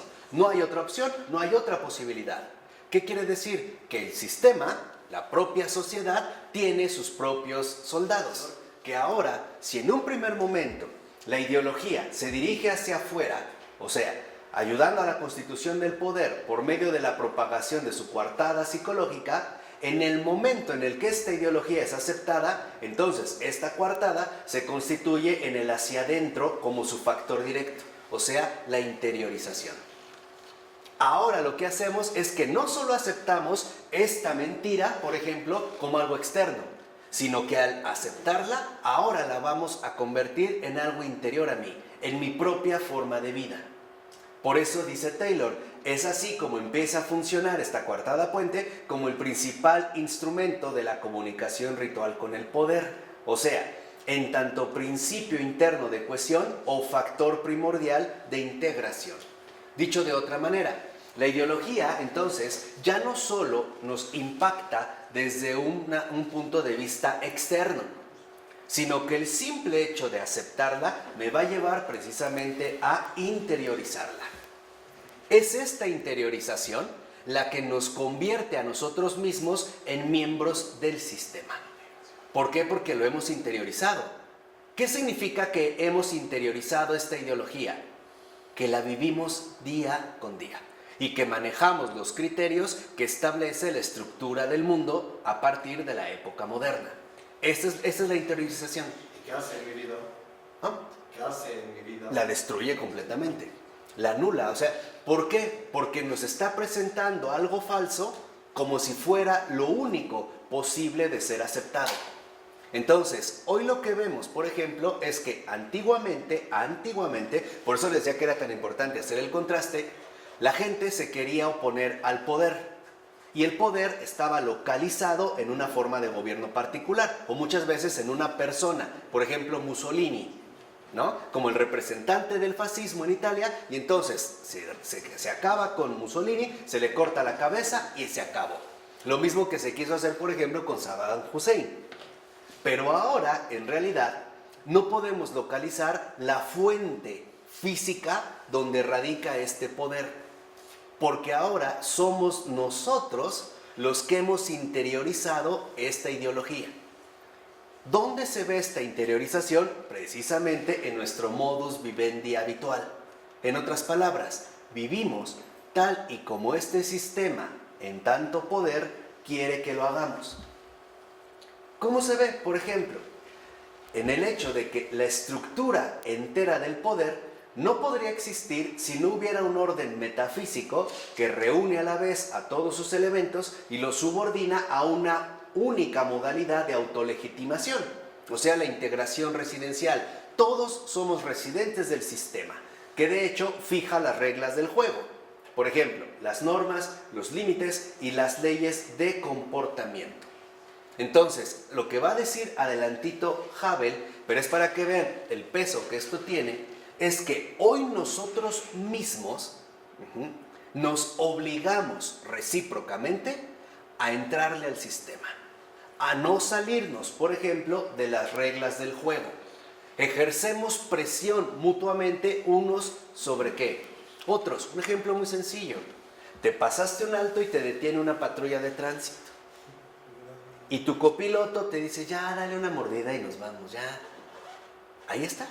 Nos estamos literalmente presionando unos ¿qué? A otros. Ya nadie nos obliga. No hay, digamos, una figura políticamente visible que nos indique cómo actuar o qué hacer. Nosotros ya lo hemos interiorizado, que nos obligamos a nosotros mismos a seguir las reglas del juego. Esta fijación, dice Havel, constituye un conjunto de normas de circulación y señales de tráfico que juntas garantizan la forma y el espacio de actuación de los individuos ya integrados. Nosotros mismos sabemos qué hacer, qué no hacer, cómo comportarnos para poder seguir finalmente avanzando en esta estructura del mundo. De tal manera que este orden metafísico es la garantía de la cohesión interna de la estructura del poder posttotalitario. Incluso dice Havel, es su cemento, el principio fundamental de cohesión, el instrumento de su disciplina. Ahora el poder, paradójicamente, radica en nosotros. Y nosotros no lo sabemos. Nosotros seguimos ciegamente los dictados que esta nueva estructuración del poder en el sistema post-totalitario nos va imponiendo día con qué, con día. Incluso nosotros mismos fomentamos la ritualización. Por ejemplo, sin este cemento, esta interiorización compartida, esta estructura estaría destinada a extinguirse. Se aniquilaría en la desintegración de sus átomos particulares que chocarían caóticamente con los intereses del sistema y sus tendencias particulares sin regla. La ideología, como interpretación falseada de la realidad suministrada por el poder, está subordinada siempre al interés del poder. Y esta, la ideología, tiende además intrínsecamente a emanciparse de la realidad, a crear un mundo de apariencia y por tanto a crear una dinámica de ritualización. Y este es el tercer punto fundamental. Hoy nosotros también entramos a formar parte de esta misma dinámica de ritualización. ¿Qué quiere decir? Que nosotros mismos nos comportamos como el propio ritual lo exige. Ejemplo, ¿quieres acelerar determinados trámites? Da una mordida para que eso se agilice. Si tú no das la mordida, alguien mismo te va a invitar a que entres a formar parte del ritual. Y lo que va a hacer es plantearte un argumento muy sugestivo como el hecho de que te evites problemas. No, mira, ¿para qué te evitas? Evítate problemas, ¿para qué te la haces cansada? ¿Para qué te vas a formar? ¿Para qué esto? ¿Para qué el otro? O sea, en pocas palabras, hoy nosotros trabajamos para el sistema y somos nosotros los que logramos que la permanencia del sistema continúe cada vez más. Esta es una pseudo-realidad ritual. O sea, nos ritualizamos y asumimos sociológicamente comportamientos que nos vinculan directamente con el sistema dominante. Como en un ritual, cada quien sabe lo que tiene que hacer, nosotros ahora dentro de este ritual también asumimos esta misma dinámica. Entonces, dice Havel, así aparece un mundo de apariencia, un mero ritual, un lenguaje cristalizado sin contenido semántico, significativo con la realidad. Un mundo transformado en un sistema de signos rituales que sustituyen a la realidad por una pseudo-realidad. ¿Qué quiere decir? Que empezamos a vivir el mundo falsamente y nos empezamos a acostumbrar ya a que las cosas son así. Un ejemplo muy sencillo. Hoy estamos prácticamente todos convencidos de que toda la gente miente. Y esa es nuestra convicción. Ya entramos al ritual. Ya. Estamos convencidos de que todas las personas mienten. Pero esta es una pseudo-realidad. Porque la realidad no es que todas mientan, es que ninguna mienta. No sé si me explico. Esa es como la sutileza que distorsiona la ideología. Lo normal no es que la gente mienta, es que la gente no mienta. Hoy en día nos quieren invertir ¿qué? Las cosas. Lo mismo, todos los hombres son infieles, todas las mujeres son infieles. Eso no es lo normal. Lo normal es que justo todas las personas sean fieles, honestas, sinceras, cumplidoras, trabajadoras, etcétera, etcétera, etcétera. Eso es lo normal. Hoy, a través de esta ideología y en la misma dinámica de ritualización en la que entramos, vemos que aparece un mundo falso. Entonces, lo que vemos es que con la desaparición de la realidad, la ideología adquiere una fuerza real propia. Para nosotros ya no hay una realidad auténtica. Solo hay lo que la ideología poco a poco precisamente nos ha ido imponiendo y se convierte ella misma en realidad, aunque sea una realidad sui generis, que en ciertos niveles y sobre todo dentro del poder tiene incluso un peso mayor que la realidad en cuanto tal. Y entonces depende cada vez más de la perfección del ritual que de la realidad concreta que está detrás. O sea, nosotros en este sentido, tal parece que nos colocamos en la perfección del ritual que llevamos a cabo en lugar de indagar a fondo si realmente es esa la realidad concreta o no. O nos quedamos ya con este, digamos, ritual adoptado que no es otra cosa más que el formar parte o entrar a formar parte precisamente de este mismo sistema. Por eso insiste Havel que el poder del sistema posttotalitario se refiere más a la ideología que a la realidad. Y ahí es donde radica el poder. O sea, en el poder de las apariencias, que ideológicamente nos seducen. Un ejemplo muy sencillo, las portadas de estas revistas para caballeros donde aparecen estas despampanantes cover girls. Lo fundamental no es la realidad que hay detrás, sino la ideología que nos lleva a presentarnos esto como una determinada realidad, o sea, una pseudo realidad. Ahora, seamos sinceros, si yo compro una de estas revistas y veo a esta chica despampanante y me lo tomo en serio y digo, no manches, esta es la mujer de mi vida, basta con que camine un poco en la calle para acabar bien deprimido y bien frustrado, tal cual. O sea, simple y sencillamente no me pongo a cuestionar si esta es la realidad auténtica. Basta con el tipo de funcionamiento que a mí, por ejemplo, se me pide. Por eso es que una herramienta tecnológica como el Photoshop tiene tanto éxito.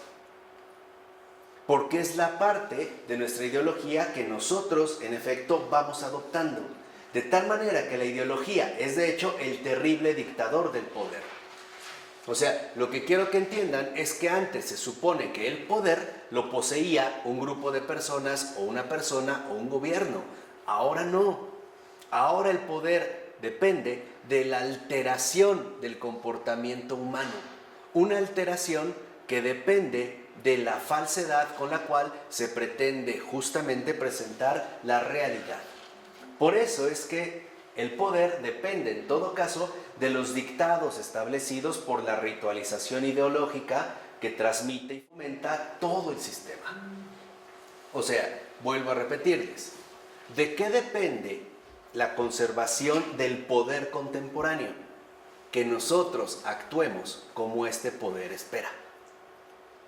Y que nosotros seamos cómplices de la permanencia de este poder. De tal manera que lo que vemos es que si la ideología es la garantía principal de la consistencia interna del poder, ella se convierte de inmediato también en la garantía más efectiva y cada vez más decisiva para su continuidad. En una palabra, lo que ha cambiado en la cuestión del poder es que hoy el poder depende de que estemos convencidos de las falsedades que se nos presentan. Ese es el secreto del poder actual.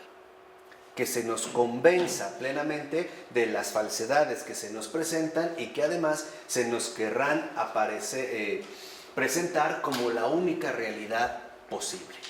Este es el dictat del ritual, o sea, el dictado del ritual. ¿Qué nos dicta el ritual? Una vez que entramos a formar parte de las reglas del juego, una vez que entramos a formar parte precisamente de este ritual ya establecido, una vez que ya estamos bien metidos en el sistema. Pues en el sistema posttotalitario, fíjate, el poder se transmite de persona a persona, de aparato en aparato y de generación en generación, de modo mucho más fluido y sutil. Antes no ocurría eso.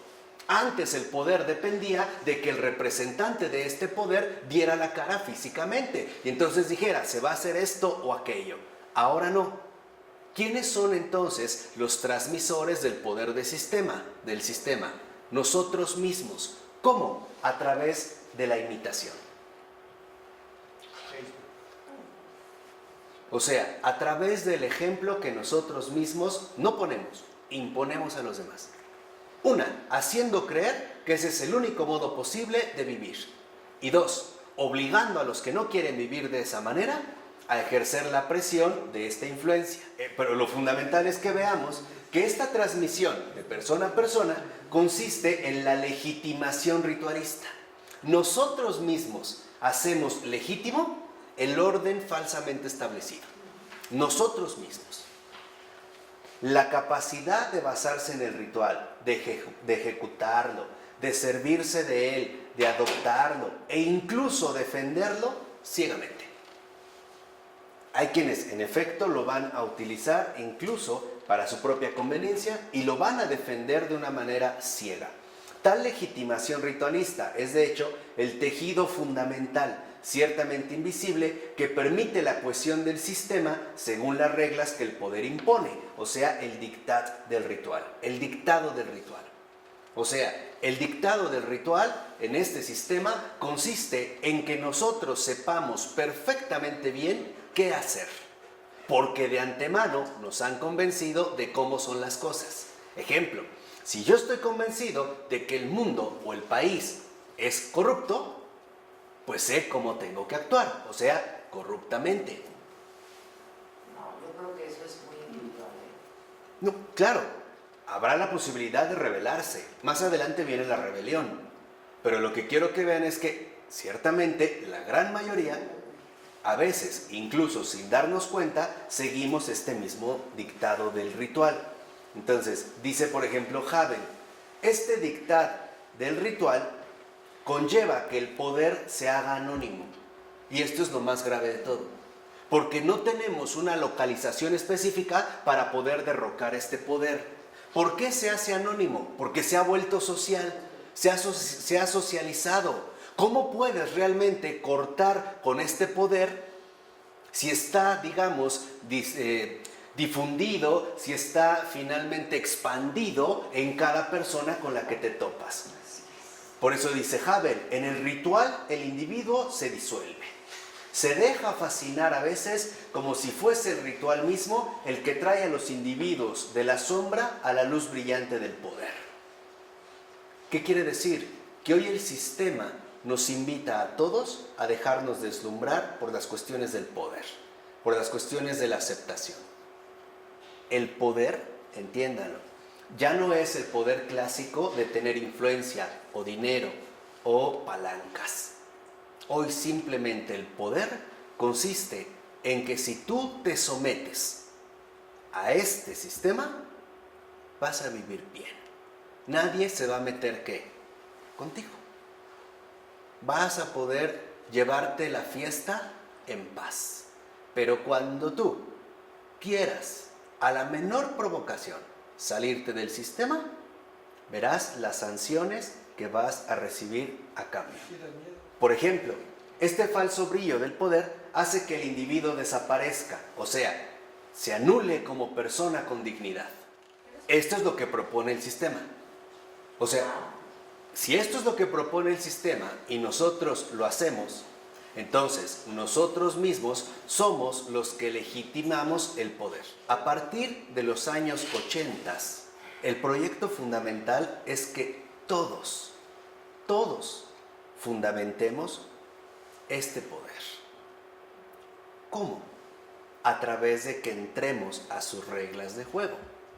Entonces, para acabar con este poder, ¿qué tendrías que hacer? Acabar con toda la sociedad. ¿Esto qué te evita? Seamos inteligentes. ¿Qué te evita? Conflictos revolucionarios, revueltas sociales, inversiones en instituciones que después pueden ser desacreditadas.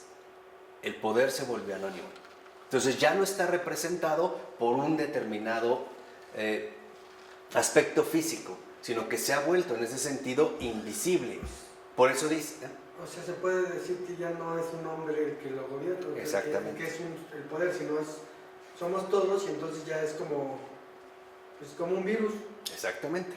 Por eso hace que el individuo desaparezca. ¿Qué significa que el individuo desaparece? Que se anule como persona con dignidad. O sea, anularse como persona con dignidad significa que yo entro a formar parte de las reglas del juego. Me vuelvo anónimo. Y eso es lo que el sistema espera de mí. Eso es lo que quiero que entiendan. Es una cuestión mucho más sutil de lo que podríamos suponer. ¿Por qué? ¿Por qué se busca que el individuo desaparezca? O sea, que pierda, que se anule como persona con dignidad en favor del reconocimiento exitoso. Obviamente... Tienes más control. Claro. Pero no solo tienes más control, los demás también no se van a meter contigo porque eres como ellos. Y su respectiva recompensa, por supuesto. Hay un juego de intereses de por medio. Yo sé que entrando a formar parte de las reglas del juego, los demás me van a respetar. Y no solo me van a respetar, esto también va a traer una respectiva recompensa. puede ser un incremento económico, puede ser la creación de amistades de conveniencia, etcétera, etcétera. Pueden ser varias las recompensas que, a través de su inducida integración, el sistema le ofrece. Entonces, las individualidades atrapadas por la red del sistema están como esculpidas cada vez más sin rostro. Fíjense, cuando nosotros entramos a formar parte de esta red del sistema, las individualidades, ¿no?, que entran quedan como esculpidas cada vez más sin rostro. Se vuelven marionetas y lacayos serviles que visten de manera impecable el uniforme del ritual y de la rutina del poder. Ahí es cuando entonces nos vestimos el uniforme del ritual. Actuamos precisamente tal y como se espera que actuemos. Y seguimos, incluso con ciega fidelidad, la rutina del poder. Porque es la única parte en la que podremos obtener un determinado reconocimiento que exitoso. Un ejemplo muy sencillo. Si un abogado realmente se propone ejercer su carrera en base a la justicia, lo más probable es que fracase. No la va a hacer.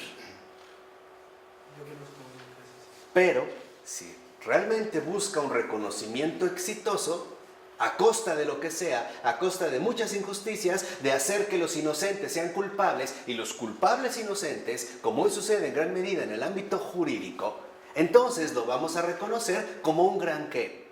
Abogado. En pocas palabras, ¿quiénes prosperan en el mundo? Los miembros del sistema. ¿Por qué autorizan el aborto en este contexto? Precisamente lo van a autorizar, en este caso el aborto, porque es parte fundamental del reconocimiento del ritual que debemos asumir. O sea, el suponer que, por ejemplo, una persona es libre de hacer con su cuerpo lo que quiera, pero ha olvidado algo.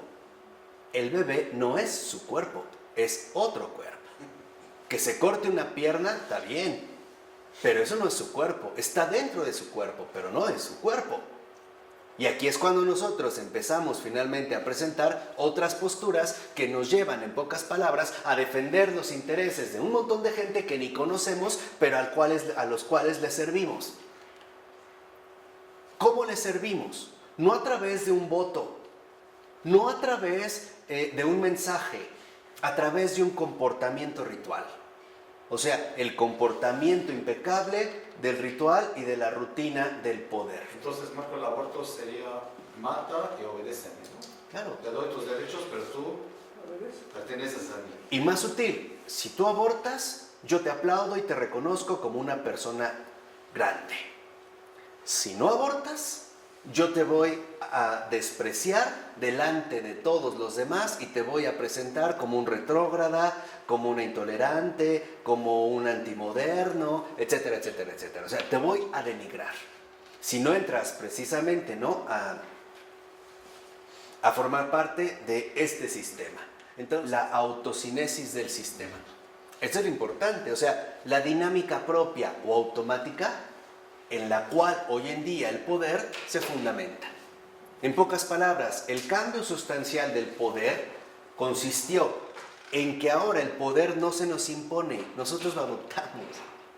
Nosotros mismos adoptamos la dinámica del poder, o sea, su autocinesis. ¿Qué es la autocinesis del sistema? El movimiento automático de un poder tan deshumanizado y anónimo es una de las dimensiones de la esencial autocinesis del sistema. O sea, este sistema, en efecto, posee su propio movimiento automático. ¿En qué se basa este movimiento automático? En el comportamiento programado de cada uno de los miembros. O sea, en nuestro modo de comportamiento ya establecido de antemano. En pocas palabras, hoy actuamos tal y como se espera que lo hagamos. Así. Por ello, vemos que es como si el mismo dictado del ritual hubiera elegido para la estructuración del poder a hombres faltos de voluntad individual. O sea, finalmente ciegos y débiles que escogemos cualquier cosa que en este sentido se nos ofrece, sin la capacidad realmente de cuestionarnos si esto es la realidad o más bien nos está alejando de la realidad. Si realmente esto nos engrandece como seres humanos o tal parece que nos deshumaniza y nos denigra incluso a un extremo bastante nefasto.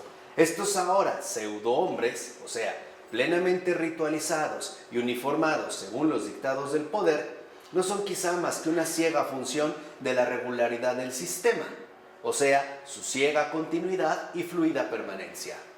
Entonces podemos decir, hoy en día, ¿por qué el sistema sigue vigente?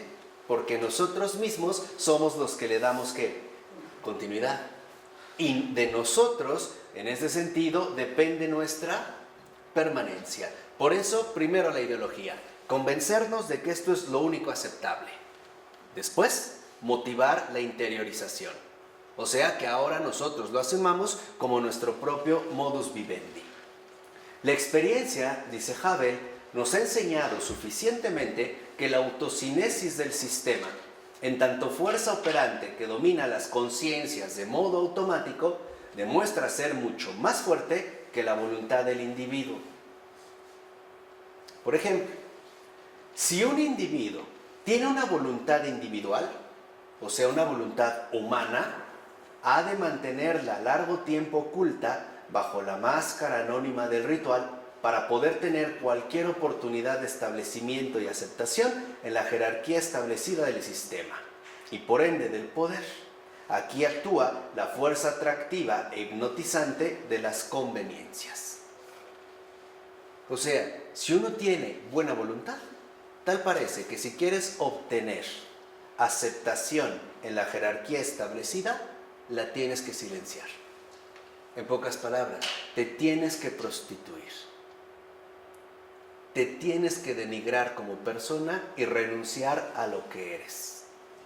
Precisamente para convertirte en un instrumento de este mismo sistema. Y aquí es donde entra el juego de las conveniencias. Hay mucha gente que sabe perfectamente bien que, por ejemplo, hoy en día, si entra a los medios de comunicación, especialmente a los ámbitos televisivos, sabemos el precio que tiene el poder acceder a unos minutos al aire. Una prostitución disfrazada. Lo mismo en algunos otros puestos políticos, en algunos puestos docentes, etcétera, etcétera, etcétera. Pero en pocas palabras, hoy nos invitan incluso a reprimir cualquier manifestación de voluntad individual. O sea, cualquier vestigio que quede de nuestra propia humanidad. Por ejemplo, ¿cuántas veces puede llegar el hijo, la esposa o el esposo a comentarle a la pareja o al padre o a la madre o qué sé yo, que el jefe la está acosando o le está causando problemas y el consejo que recibe es muy sencillo? Ay, no le hagas caso, déjalo, si no pues te van a correr y ya ves que la situación está muy difícil. Ahí está la complicidad del sistema y nosotros mismos somos los que lo fomentamos. Si una muchachita va a buscar trabajo, muchas veces es la madre la primera que le dice cómo se tiene que vestir, con escote, minifalda, bien pintada. ¿Qué tiene que ver eso con su capacidad laboral? Y después nos quejamos de que haya un acoso sexual. Si nosotros enviamos una especie de mercancía visual, ¿no? Que casi se va a escoger sobre catálogo. ¿Sí me explicó? O sea, eso es algo que nosotros vamos fomentando. Entonces, y después, fíjense, si se aguantó por conveniencia, vamos, como decimos, por obtener el hueso, cuando ha ingresado o accedido a la estructura del poder y busque hacer su voluntad, o sea, voluntad de individuo, por supuesto, no, pues ahora sí, ya soy senador, voy a cambiar la constitución, voy a cambiar las leyes, ahora sí estoy en el lugar adecuado para hacer cosas justas y bla, bla, bla, dice Havel. Antes o después, la autocinesis acabará por devolver a tal individuo a su dinámica de automatización por medio de su enorme fuerza. Y a él se le expulsa de la estructura del poder como un cuerpo extraño. Entonces, ¿sabes qué? No encajas con nuestros intereses, o bien se le obliga a renunciar poco a poco a su propia individualidad, o sea, a su propia humanidad, hasta volver a reasimilarla y quedar de nuevo convertido en un siervo dócil y domesticado, tal y como ocurre con los que llegaron antes y que llegarán después de él. Entonces, el remedio ante esta posibilidad de humanidad es o drástico o paulatino, pero el resultado es el mismo, la anulación de la integridad humana. Si vemos que él no quiere entrar al juego de nuestros intereses, lo expulsamos, lo sacamos. Lo sacamos porque no encaja, ¿no? O bien lo vamos a tratar de convencer poco a poco de que, pues bueno, pues no es tan malo. Y lo vamos a tratar de obligar a que le vaya entrando poco a poco nuevamente a la dinámica, a la autocinesis, al movimiento automático, a la domesticación que promueve de manera continua este sistema. Porque no olvidemos algo, el que cede poco, cede todo poco a poco. El que cede poco, cede todo poco a poco. Y esa es la otra estrategia. Tú empiezas a ceder poco en algo y verás cómo después vas a ceder todo poco a qué. Poco a poco. En una de dos. O te expulsan o bien te van a tratar de convencer de manera gradual.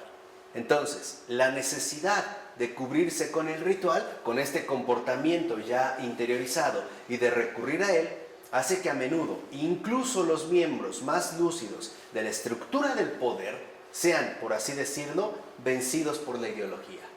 ¿Cuánta gente no terminó una carrera con grandes anhelos y deseos de justicia y de cambiar al mundo en favor de la sociedad? ¿Y en qué terminaron? ¿En qué acabaron? Exactamente.